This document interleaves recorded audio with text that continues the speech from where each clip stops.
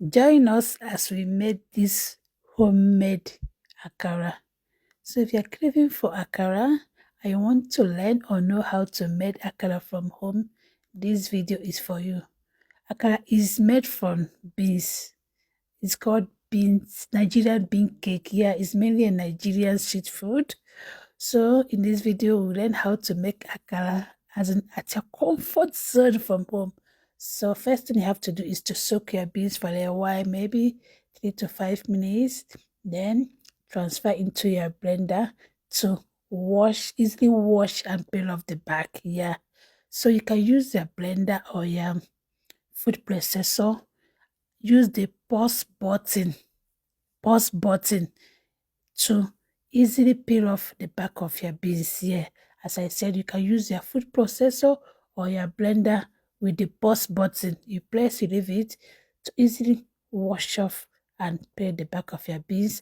Then after that, you transfer it into a bowl or a basin, then add water and start washing it.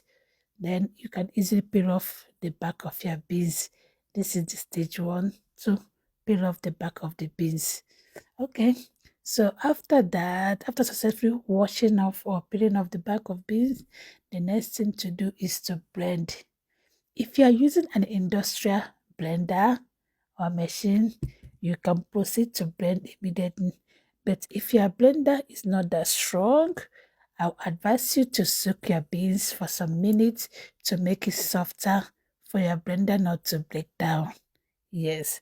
So after that, you proceed to blend. So you see me now blending my own. In my beans, I only added onions and pepper.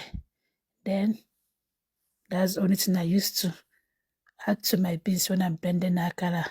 The next thing you have to have in mind is the quantity of water you are using to blend your beans for akara. Because if you get a watery consistency at the beginning, that means it's a flop for your akara. So you're not going to get a good consistency of akara. That's number one. Make sure the quantity of water you're adding to blend your akara, and have in mind that when you soak your akara for long, it soaks more water. So I don't have to add too much water again when blending. So the next thing would like you to know is for you to get a smooth and fluffy akara, I'll advise you to blend if you're using your hand blender to blend twice like I did. So I have to use my small blender to make it fluffy, or if you have hand mixer or blender tool, you can use it for the fluffy texture. Then you heat up your oil. You need a deep frying pan or a pot for the akara and enough oil. Yes, a deep frying pan and or a pot for your akara. Frying akara with shallow frying pan sometimes it doesn't go well. So I would advise you to go for a deep frying pan. Then the next thing I do for my akara is after blending everything, getting a good consistency I want, I don't mix salt in all of them at once. I do it batch by batch. I scoop the batch I want, add my own salt, then mix very well, stir before frying. Because sometimes if you add salt to all the beans batter you blended, if you don't fry it immediately at once, if you leave for long, it's always make the beans to be more watery. So that's it. When the oil is heat up, you proceed to start frying your akara. Please let your stove be in medium heat. Let it not be too hot, let it not be too low, because when it's too hot, it will make the beans to fry fast and get burned without inside not frying very well. If it's too low, it will make it to soak more oil. That's it.